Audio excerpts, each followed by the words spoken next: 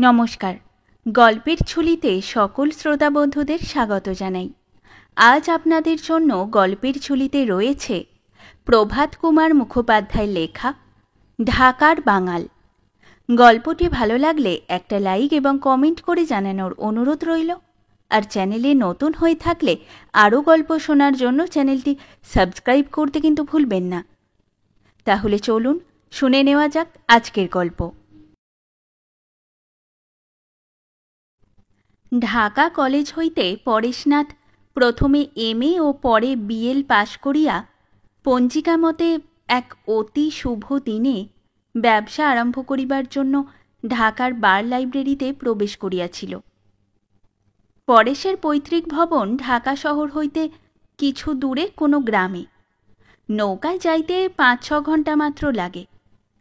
উকিল হইয়াও পরেশ প্রথমে নিজ স্বতন্ত্র বাসা করে নাই, কারণ তাহার হাতে এ পরিমাণ মজুদ টাকা ছিল না যে ওকালতির অনশনকাল কাটাইয়া ওঠে। তাই সে মেষের বাসাতে থাকিয়াই শেয়ারের ছক্কর গাড়ি আরোহণে আদালতে বাহির হইতে লাগিল। পরেশনাথের বয়স এই সময় 25 বৎসর মাত্র। গৌরবর্ণ যুবা, দিব্য সুঠাম চেহারা, পড়াশোনাও বেশ ভালো রকমই করিয়াছে এবং এখনও করিয়া থাকে। কিন্তু হইলে কি হইবে, সে যাহাকে বলে একটু মুখ চোরা। সকল প্রসঙ্গে সকলের সঙ্গে ফরফর করিয়া কথা বলা তাহার মোটেই আসে না। ইহাও একটা কারণ বটে। দ্বিতীয় কারণ, এখানে তাহার কোনো সহায় ছিল না। তাহা পরেশ পসার জমাইতে পারিল না। পসার চুলোয় যাক, মাসে মাসে মাসিক বাসা খরচটা উপার্জন করাও তাহার পক্ষে কঠিন হইয়া দাঁড়াইল। সামান্য যাহা পুঁজি ছিল তাহা দেখিতে দেখিতে ফুরাইয়া গেল। তারপর বিধবা জননীর সামান্য সঞ্চয়ে হাত পড়িল। তারপর স্ত্রীর অলঙ্কারেও হাত পড়িতে আরম্ভ হইয়াছে। এইভাবে বছর 2 কাটিয়া গিয়াছে। বছরখানেক বার লাইব্রেরিতে ধর্ণা দিবার পর হইতেই ওকালতি ব্যবসার প্রতি পরেশের ঘৃণা ধরিয়া গিয়াছিল। ইহাও সেই বিলক্ষণ বুঝিতে পারিয়াছিল যে তাহার প্রকৃতির মানুষের এ ব্যবসায় কোনোদিনই কোনো সুবিধা হইবে না। তাই সে একটা চাকরির সন্ধান করিতেছিল। বিজ্ঞাপন দেখিয়া নানা স্থানে দরখাস্ত করিয়াছিল, কিন্তু এ পর্যন্ত কোনো ফল দর্শে নাই। পরেশের ওকালতি জীবন 2 বৎসর পূর্ণ হইবার পর একদিন সংবাদপত্রে সে এক বিজ্ঞাপন দেখিল। কলিকাতাস্থ কোনো সম্ভ্রান্ত ও পদস্থ ব্যক্তির পুত্রগণকে পড়াইবার 50 টাকা মাত্র, কিন্তু বাসা খরচ লাগিবে না। প্রথম দর্শনে এ বিজ্ঞাপন পরেশের নিকট তেমন লোভনীয় মনে হইল না। এমএ বিএল পাশ করিয়া শেষে ছি 50 টাকা বেতনের গৃহশিক্ষক, তাও কোনো করদ রাজা মহারাজার গৃহেও নয়, একজন সম্ভ্রান্ত ও পদস্থ ভদ্রলোকের গৃহে। কিন্তু পরদিন 7-5 ভাবিয়া সে একখানা দরখাস্ত ঝাড়িয়াই দিল। ভাবিল, হইবে না সে তো জানাই আছে, কত দরখাস্ত তো করা গেল, হলো কি কোনোটা? যাক, দেখাই যাক না, 2 পয়সা বই তো নয়। ইহা ডাক মাশুল বৃদ্ধির পূর্বের ঘটনা। এই দরখাস্তের কিন্তু জবাব আসিল। হইলেও ঠিক বলা যায় না, হইলেও হইতে পারে। ভবানীপুরের ঠিকানা দিয়া রায়বাহাদুর খেতাবধারী এক ভদ্রলোক চিঠি লিখিয়াছেন।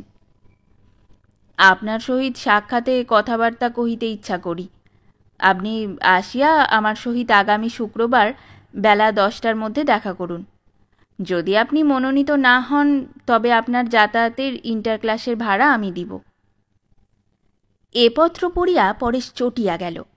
সে আপন মনে বলিতে লাগিল, হ্যাঁ, ভারী তো চাকরি, তাও আবার জাঁকড়ে। রায়বাহাদুর হৃদয়নাথ চ্যাটার্জি। কে হে তুমি? সম্ভ্রান্ত পদস্থ ব্যক্তি, তোমার নামও তো কখনো শুনিনি জীবনে। ভেবেছিলাম হয়তো বা রবীন্দ্রনাথ ঠাকুর কি জগদীশ বোস কি প্রদ্যোৎ কুমার, এই রকম কেউ একজন নামজাদা লোকের বিজ্ঞাপন। তা নয়, হৃদয়নাথ চ্যাটার্জি। ঘোড়ার ডিম যাবে। পরদিন ডাকে পরেশ তার স্ত্রীর নিকট হইতে একখানি পত্র পাইল। সে লিখিয়াছে জমিদারের গোমস্তা খাজনার জন্য বড়ই বিরক্ত করিতেছে। খোকার গোয়ালার দুধের দামও 3 মাসের বাকি। সে বলিয়াছে অন্তত 1 মাসের টাকা শোধ না করিলে সে দুধ বন্ধ করিবে। অতএব গোটাকুড়ি টাকা না হইলেই চলে না, ইত্যাদি। এই পত্র পড়িয়া পরেশের মনটা খারাপ হইয়া গেল। ভাবিল, দূর হোক ছাই, এরকম করে আর কতদিন চলবে? অত মান অপমানের হিসেব করতে গেলে চলে না। যাই, মহাসম্ভ্রান্ত মহাপদস্থ সেই অজ্ঞাতনামা রায়বাহাদুরের তাঁবেদারি করি গে। মাস গেলে 50 টাকা পাবো তো, বাসা খরচ লাগবে না। নিজের কাপড় জুতো সে আর কতই। বাড়িতে মাসে মাসে যদি 20 টাকাও মানি অর্ডার করে পাঠাই, তাহলেই তারা বেশ স্বচ্ছন্দে থাকতে পারবে। যাই, দেখি মহামতি চাটুর্যে মশাই আমায় মনোনীত করেন কিনা। কিন্তু টাকা কোথায়? বাড়িতে 20 টাকা এবং কলিকাতার পাথেয় স্বরূপ অন্তত 20 টাকা। এই 40 টাকা এখনই প্রয়োজন। শ্বশুর দত্ত 1 ছড়া সোনার চেন তাহার ছিল। ইতিপূর্বে স্ত্রীর অলঙ্কার সে বিক্রয় করিয়াছে, কিন্তু এটিকে বিক্রয় করে নাই। কারণ পেটে অন্ন থাকুক আর নাই থাকুক, তদুপরি সোনার চেন ঝুলাইয়া আদালতে না গেলে উকিলের মর্যাদা থাকিবে কেন? সেই চেন ছড়াটি বিক্রয় করিয়া বাড়িতে 20 টাকা পাঠাইয়া দিয়া বাকি অর্থ সঙ্গে লইয়া পরেশ কলিকাতা যাত্রা করিল। শিয়ালদহে নামিয়া পান্থনিবাস নামক হোটেলে নিজের বাক্স বিছানা রাখিয়া চা খাইয়া পরেশ ভবানীপুর যাত্রা করিল। নির্দিষ্ট ঠিকানায় গিয়া দেখিল, বাড়িটি বড় মানুষী ধরনের বটে। ফটকে কাঠের চেয়ারের উপর ভোজপুরি দারবান গর্বিতভাবে বসিয়া আছে।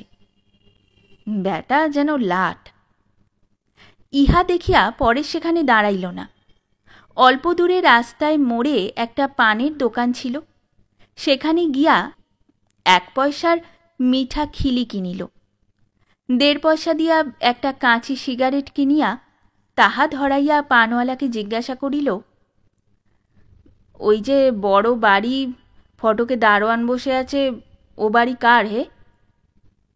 পানওয়ালা বলিল, জানেন না বাবু, উনি রায়বাহাদুর হৃদয় বাবু। ওই যে চিড়িয়াখানার কাছে ছোটলাট সাহেবের কুঠি আছে না, উনি সেই কুঠির ম্যানেজার। মস্ত লোক।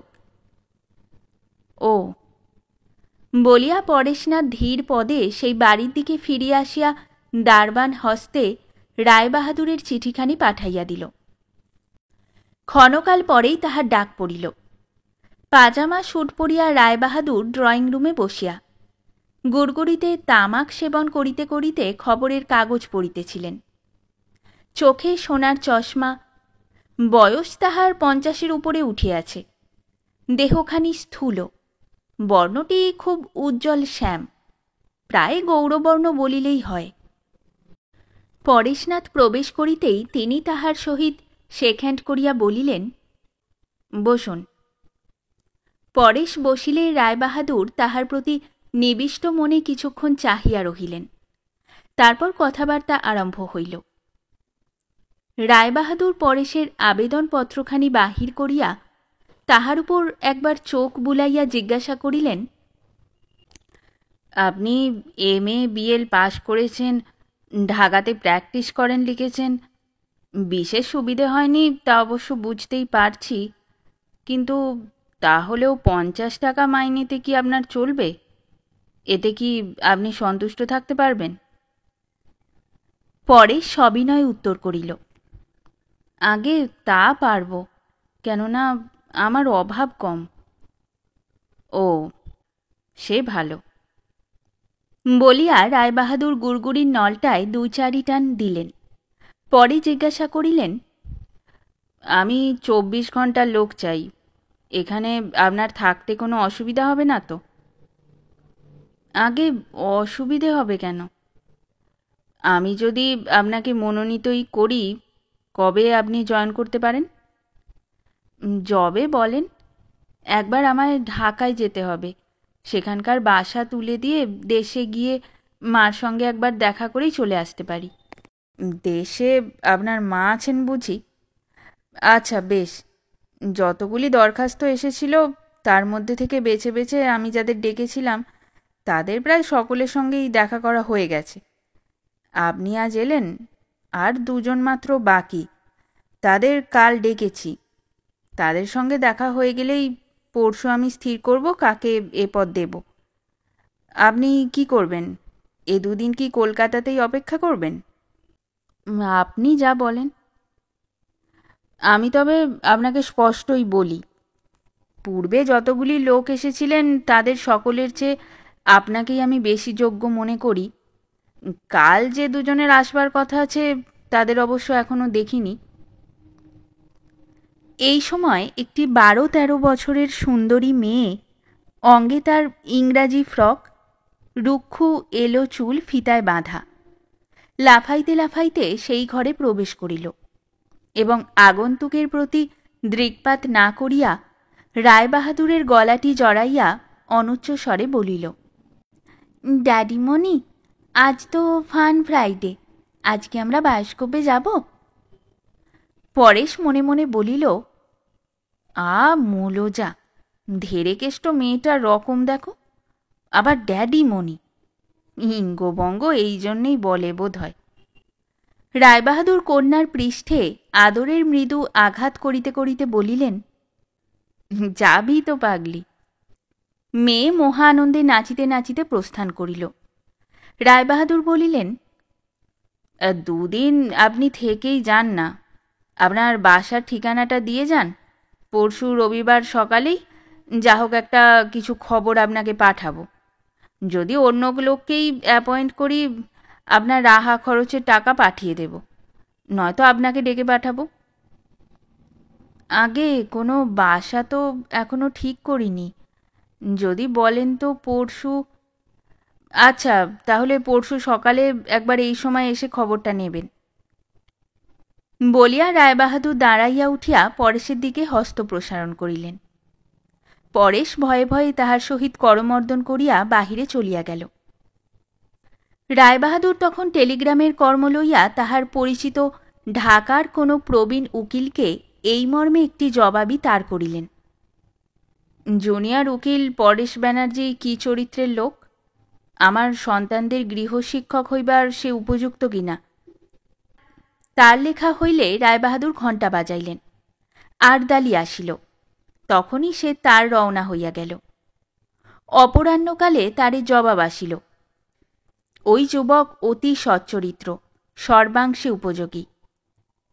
এই উত্তর যখন আসিল, রায়বাহাদুর তখন তাহার কর্মস্থানে ছোট লাট সাহেবের কুঠি বেলভেরিয়ামে। পানওয়ালা বর্ণিত ম্যানেজার তিনি নহেন, তিনি বেলভেরিয়ারের ইঞ্জিনিয়ার। বহুকাল সরকারি পূর্ত বিভাগে কর্ম করিয়া এই কয় বছর তিনি বেলভেরিয়ামের ইঞ্জিনিয়ার হইয়াছেন। লোকে বলে ইনি ছোট লাট সাহেবের অত্যন্ত প্রিয় পাত্র। লাট সাহেবের পত্নীত্ব চ্যাটার্জি না হইলে এক মুহূর্ত চলে না। নেকলেস মেরামত করাইতে হইলে চ্যাটার্জিকেই হ্যামিল্টনের বাড়ি গিয়া বসিয়া থাকিতে হয়। চ্যাটার্জি বলরুম সাজাইয়া না দিলে তার নৃত্যোৎসব সম্পন্ন হয় না। রবিবার প্রভাতে রায়বাহাদুর ভবনে আসিয়া পরে শুনিল তাহাকেই মনোনীত করা হইয়াছে। 7 দিন পরে আসিয়া কর্মে প্রবৃত্ত হইবে এই করারে। সেই দিনই সে ঢাকা রওনা হইল। যথাসময়ে পরেশ আসিয়া নতুন কর্মে প্রবৃত্ত হইল। ছাত্র দুইটি তার বেশ বাধ্য। বড়টির নাম সুবোধ, ছোটটির নাম সুশীল। পড়াশোনাতেও মন আছে।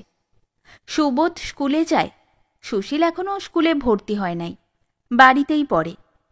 রায়বাহাদুরও পরেশের কর্মকুশলতায় তার উপর খুশি। ছাত্রগণকে পড়াইবার অবসরকালে রায়বাহাদুরের লাইব্রেরি হইতে বহি লইয়া পরেশ তাহার অধ্যয়ন তৃষা মিটাইতে থাকে। মাঝে মাঝে রায়বাহাদুরের সহিত নানা প্রসঙ্গে তাহার আলোচনা হয়। রায়বাহাদুর তাহার বিদ্যার পরিচয় পাইয়া ক্রমশ তাহার প্রতি শ্রদ্ধা সম্পন্ন হইয়া উঠিতে লাগিলেন। আহারাদির ব্যবস্থা ভালো, ইহাদের ব্যবহার ভালো, অর্থচিন্তা নাই। পরেশ বেশ আরামেই দিন কাটাইতে লাগিল। এইরূপে ৩-৪ মাস কাটিবার পর হঠাৎ রায়বাহাদুরের কনিষ্ঠ পুত্র সুশীলের ২-১টা কথায় তাহার মনটা বড় আন্দোলিত হইয়া উঠিল। সুশীল একদিন অপরাহ্নে হঠাৎ জিজ্ঞাসা করিল, আচ্ছা স্যার, ডেপুটি কাকে বলে? পরেশ বলিল, ডেপুটি? ডেপুটি ম্যাজিস্ট্রেট বোধ হয়, তারা মফস্বলে হাকিমি করেন। হাকিমি কি স্যার? এই তারা অপরাধীদের বিচার করেন, লোককে জেলে দেন। ও আচ্ছা স্যার, আপনার ডেপুটি হতে ইচ্ছে করে? হ্যাঁ, পেলে তো বেঁচে যাই। কেন, ডেপুটিদের অনেক মাইনে বুঝি? হ্যাঁ, মাইনে বেশি, মান সম্ভ্রমও খুব। আচ্ছা স্যার, আপনার কি বিয়ে হয়েছে? বালকের মুখে এই অপ্রত্যাশিত প্রশ্নে পরেশ কৌতুক অনুভব করিয়া বলিল, কেন বলো দেখি? ডেপুটি হতে আপনার খুব ইচ্ছে বললেন, কিন্তু যাদের বিয়ে হয়েছে তারা তো আর ডেপুটি হতে পারে না, তাই জিজ্ঞাসা করছি। এই কথা শুনিয়াই পরেশ বুঝিতে পারিল বালকের এই উক্তির অন্তরালে একটা কিছু রহস্য লুকায়িত আছে। সে সাবধান হইল এবং বালকের প্রশ্নের উত্তর না দিয়া বলিল, যাদের বিয়ে হয়ে গেছে তারা ডেপুটি হতে পারে না, তোমায় কে বললে? আমায় কেউ বলেনি। কাল রাত্রে আমরা যখন ঘুমোচ্ছিলাম, বাবা মা শুয়ে যেসব কথা বলা বলি করছিলেন, তাই থেকেই আমি বুঝতে পেরেছি যে যাদের বিয়ে হয়ে গেছে তাদের আর ডেপুটি হবার জোটই নেই। পরে হাসিয়া বলিল, ঘুমোচ্ছিলে তো বাবা মার কথা শুনলে কি করে? সবটা কি ঘুমোচ্ছিলাম? একটু একটু ঘুমোচ্ছিলাম, একটু একটু জেগেও ছিলাম।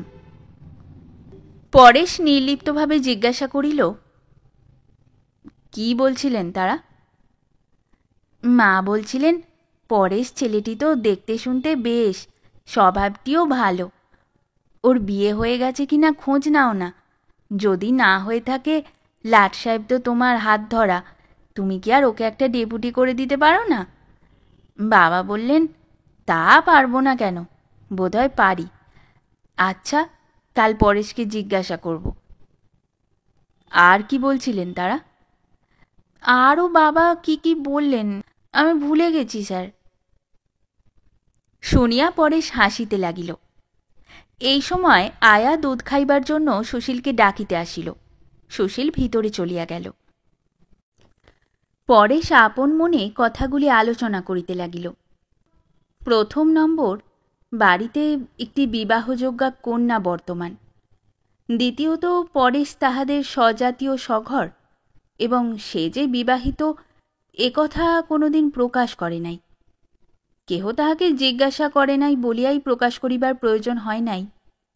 তৃতীয়ত, রায়বাহাদুরের জামাতার জন্য একজন পদস্থ ব্যক্তির প্রয়োজন।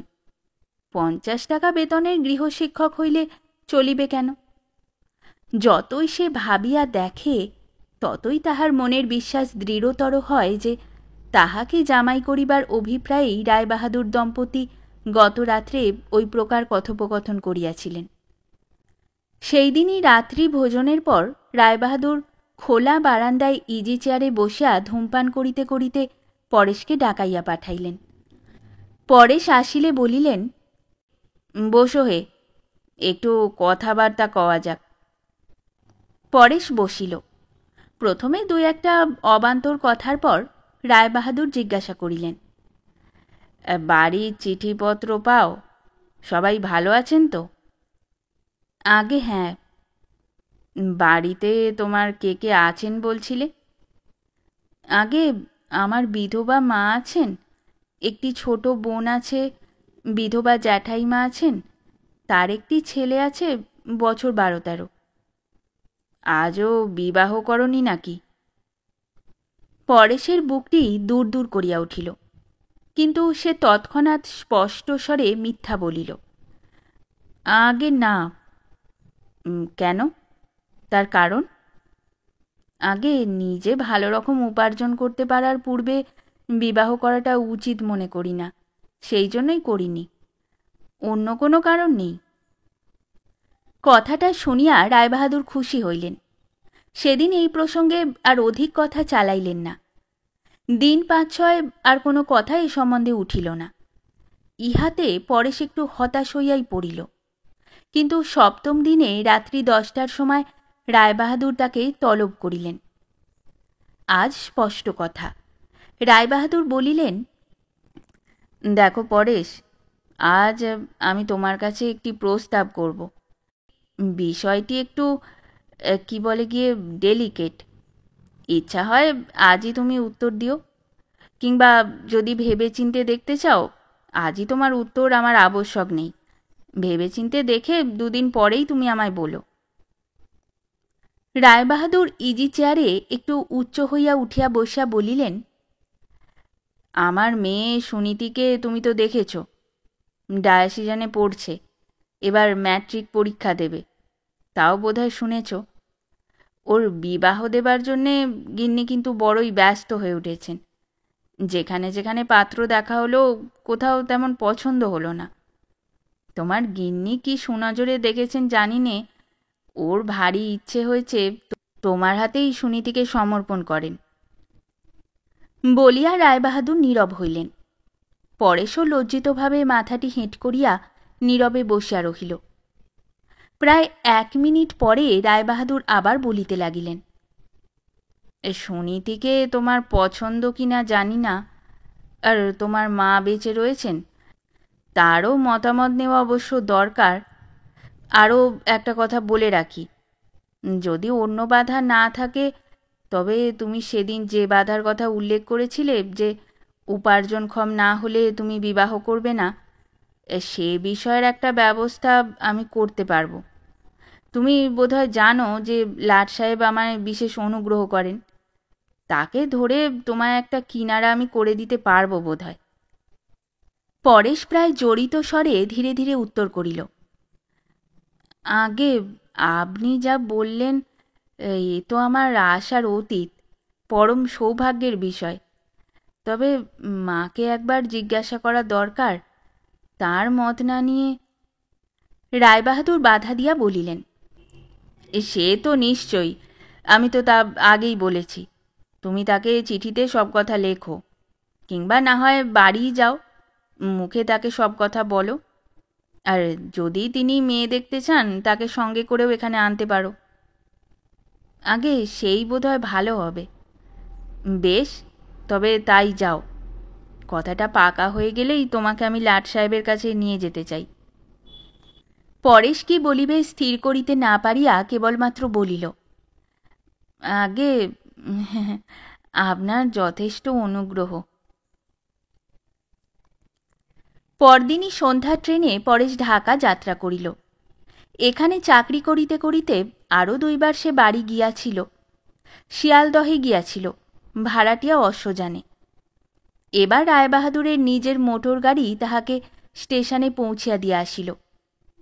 গত ২ বার বাড়ি যাইতে নিজ পকেট হইতে তাহাকে কষ্ট সঞ্চিত অর্থ বাহির করিতে হইয়াছিল। এবার উল্টা কিছু লভ্য হইল। রায়বাহাদুর শতপ্রবৃত্ত হইয়া তাহাকে ২য় শ্রেণীতে যাতায়াতের ভাড়া দিয়াছিলেন। পরেশ কিন্তু শিয়ালদহে গিয়া ইন্টার ক্লাসের টিকিটি খরিদ করিল। ৫ দিন পরে পরেশ বাড়ি হইতে ফিরিয়া আসিয়া সংবাদ দিল, তার মা জ্যাঠাইমা উভয়েই এই বিবাহে মত দিয়াছেন এবং বলিয়াছেন, আমরা এখন বৌমাকে দেখব না, অদিনে অক্ষণে কি দেখতে আছে, বিয়ের পর যখন বউ বরণ করে ঘরে তুলব, সেই সময় মুখ দেখব। এখন হইতে গৃহিণী আহারাদি অন্যান্য বিষয়ে পরেশকে আরও বেশি যত্ন করিতে লাগিলেন। লাট সাহেবের নিকট উপস্থিত হইবার উপযুক্ত পোশাক রায়বাহাদুর নিজ ব্যয়েই তাহাকে লইয়া গিয়া নিজ হবু জামাই বলিয়া পরিচয় করাইয়া দিলেন। লাট সাহেব সহাস্য বদনে পরেশের সহিত করমর্দন করিয়া তাহার সহিত কথাবার্তা কহিলেন। বিদায় গ্রহণকালে পরেশের সাক্ষাতেই তিনি রায়বাহাদুরকে বলিলেন, বেশ উজ্জ্বল বুদ্ধি যুবক, দেখি আমি উহার জন্য কি করিতে পারি। মাসখানেকের মধ্যেই বার্ষিক ডেপুটি মনোনয়নের সময় উপস্থিত হইল। গেজেট হইবার পূর্বেই পরেশ জানিতে পারিল, শিক্ষানবিশ ডেপুটিদের তালিকায় তাহার নাম উঠিয়াছে এবং আলিপুর আদালতে তাহাকে কর্মশিক্ষা করিতে হইবে। কিছুদিন পরেই ধরাচূড়া বাঁধিয়া পরেশ আদালতে যাইতে আরম্ভ করিল। রায়বাহাদুর গৃহেই এখনও সে বাস করে এবং পূর্বমতোই তাহার পুত্রগণের শিক্ষকতা করিয়া থাকে। সুনীতি আর তাহার সামনে বড় আসে না, যদিও এখনও সে ফ্রক সারিয়া শাড়ি ধরে নাই এবং ডায়োসিজানের গাড়িতে নিয়মিতভাবে স্কুলে যায়। তথাপি বরকে লজ্জা করিবার বংশানুক্রমিক প্রথা সে পরিত্যাগ করিতে পারিল না। এপ্রিল মাসে সুনীতির ম্যাট্রিক পরীক্ষা হইবে, মে মাসে পরেশের ডেপুটি পদে পাকা হইবার কথা, তাই জ্যৈষ্ঠ মাসের শেষাশেষি বিবাহ হইবে এইরূপেই প্রায় স্থির আছে। সুনীতির পরীক্ষা হইয়া গেল, লিখিয়াছে ভালো, পাস সে নিশ্চয়ই হইবে। জ্যৈষ্ঠ মাসের প্রারম্ভে কিন্তু হঠাৎ এক অঘটন ঘটিল। বেলভেডিয়ারে রায়বাহাদুরের নিকট টেলিফোনে সংবাদ গেল, এজলাসে বসিয়া কাজ করিতে করিতে হঠাৎ পরেশের ফিট হইয়াছিল, চেয়ার শুদ্ধ হুড়মুড় করিয়া সে পড়িয়া যায়। ভবানীপুরের ডাক্তার যতীন ঘোষ সেদিন ঘটনাক্রমে কোনো মোকদ্দমার সাক্ষী স্বরূপ আদালতে উপস্থিত ছিলেন। খাস কামরায় লইয়া গিয়া তিনি রোগীর চিকিৎসা ও শুশ্রূষা করিতেছেন। শুনিয়া রায়বাহাদুরের মাথায় তো বজ্র ভাঙিয়া পড়িল। তিনি তৎক্ষণাৎ মোটর ছুটাইয়া আদালতে গেলেন। পরেশ তখন কতকটা সুস্থ হইয়া চেয়ারে বসিয়া আছেন। ডাক্তারবাবু তাহার নাড়ি পরীক্ষা করিতেছেন। রায়বাহাদুর জিজ্ঞাসা করিলেন, ব্যাপার কি ডাক্তারবাবু? ডাক্তারবাবু রায়বাহাদুরকে চোখ টিপিয়া বলিলেন, বিশেষ কিছু নয়, বড় গরমটা পড়েছে কি না, তাই ফিট হয়েছিল। এখন বিশেষ কোনো আশঙ্কা আছে কি? না, উপস্থিত কোনো আশঙ্কা নেই। রায়বাহাদুর পরেশকে এবং ডাক্তারকে নিয়ে মোটরে তুলিয়া লইয়া বাড়ি আসিলেন। পরেশকে বিছানায় শোয়াইয়া তাহার শুশ্রূষার ব্যবস্থা করিয়া ডাক্তারকে আড়ালে লইয়া গিয়া জিজ্ঞাসা করিলেন, কি হে, ব্যাপার কি বলো দেখি?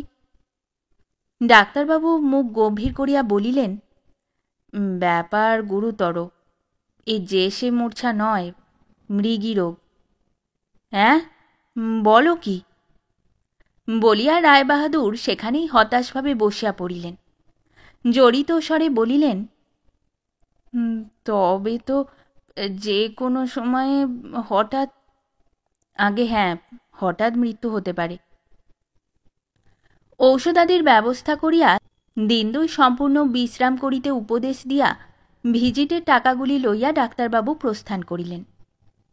পরদিন প্রাতে পরেশকে দেখিতে আসিয়া রায়বাহাদুর জিজ্ঞাসা করিলেন, হ্যাঁ বাবা, আর কি কখনো এরকম ফিট তোমার হয়েছিল, না এই প্রথম? পরেশ ক্ষীণস্বরে বলিল, আগে আরও দুবার হয়েছিল, শেষবার এখানে দিন কতক আসবার আগেই। বার লাইব্রেরিতে বসে অন্য জুনিয়র উকিলদের সঙ্গে তাস খেলছিলাম, হঠাৎ মূর্ছিত হয়ে পড়ি। প্রথমবার? সেবার আমি বিএ পাশ করে দেশে গেছি, একটা বিয়েতে নেমন্তন্ন খেতে বসেছিলাম, খেতে খেতেই ফিট হয়। রায়বাহাদুর মুখখানি গম্ভীর করিয়া বসিয়া রহিলেন। তারপর উঠিয়া বাড়ির মধ্যে গেলেন। গৃহিণী স্বামীর মুখে পরের সম্বন্ধে ডাক্তারের মন্তব্য গতকল্যই শুনিয়াছিলেন। এখন তার আরও দুইবার মূর্ছা হওয়ার ইতিহাস শুনিয়া বলিলেন, ওগো, তুমি অন্য পাত্র দেখো, ও ছেলেকে কিছুতেই আমি মেয়ে দেব না। পরে সুস্থ হইয়া আবার আদালতে বাহির হইতে লাগিল। রায়বাহাদুর একদিন অবস্থা বুঝিয়া মিষ্ট কথায় স্নেহপূর্ণ ভাষায় তাহার পূর্ব প্রস্তাব প্রত্যাহার করিয়া লইলেন। পরেশ দুঃখিতভাবে বলিল, আগে আমি নিজেই আপনাকে জানাবো ভেবেছিলাম, যতীনবাবু ডাক্তারও আমাকে বলেছেন এই অবস্থায় বিবাহ করা কিছুতেই আমার উচিত নয়। এই কথোপকথনের অল্পদিন পরেই পরেশের বদলির সংবাদ গেজেটে প্রকাশিত হইল। ভিতর ভিতর রায়বাহাদুরই কল টিপিয়াছিলেন সন্দেহ নাই। রায়বাহাদুর অন্য পাত্রে কন্যা সম্প্রদান করিলেন। ছেলেটি শিবপুর ইঞ্জিনিয়ারিং কলেজে পড়িতেছিল। শাঁসালো শ্বশুর দেখিয়া বিলাত যাইতে চাহিল এবং মাস 2 পরেই শ্বশুরের টাকায় বিলাতি ইঞ্জিনিয়ারিং পড়িতে চলিয়া গেল। ডেপুটি পদে পাকা হইয়া পরেশ টাঙ্গাইল মহকুমায় সেকেন্ড অফিসার স্বরূপ বদলি হইল। প্রথম প্রথম রায়বাহাদুর পরেশের সংবাদ লইতেন, ক্রমে সেটা কমিয়া গেল, শেষে বন্ধই হইয়া গেল। বৎসরখানেক পরে পরেশের সাব ডিভিশনাল অফিসার প্রবোধবাবু ছুটি লইয়া কলিকাতায় আসিলেন। একদিন রায়বাহাদুরের সহিত তাহার আলাপ হইল। টাঙ্গাইলে ছিলেন শুনিয়া রায়বাহাদুর তাহাকে পরেশের খবর জিজ্ঞাসা করিলেন। প্রবোধবাবু বলিলেন, হ্যাঁ, পরেশ সেখানে বেশ আছে, কাজকর্ম করছে, এই কিছুদিন হলো সেকেন্ড ক্লাস পাওয়ার পেয়েছে। রায়বাহাদুর জিজ্ঞাসা করিলেন, বিবাহ করেছে? হ্যাঁ, করেছে বই কি। ছেলে পিলে কিছু হয়েছে নাকি? হ্যাঁ, তার একটি ছেলে একটি মেয়ে। বিবাহই বা করিল কবে, আর বছর না ঘুরিতেই একটি ছেলে একটি মেয়ে? সবিষয়ে রায়বাহাদুর জিজ্ঞাসা করিলেন, কত বড় ছেলে মেয়ে? ছেলেটি বড়, বছর 6 হবে, মেয়েটি বছর খানেকের। রায়বাহাদুর শুনিয়া অত্যন্ত বিস্মিত হইলেন, কিন্তু মনের বিস্ময় মনে গোপন করিয়া বলিলেন, বেশ বেশ। অল্পক্ষণ নীরব থাকিয়া জিজ্ঞাসা করিলেন, পরেশের এখন স্বাস্থ্য কেমন? প্রবোধবাবু বলিলেন, স্বাস্থ্য ভালোই। সেখানে কোনোদিন তার ফিট টিট হয়েছিল? না, ফিট হবে কেন?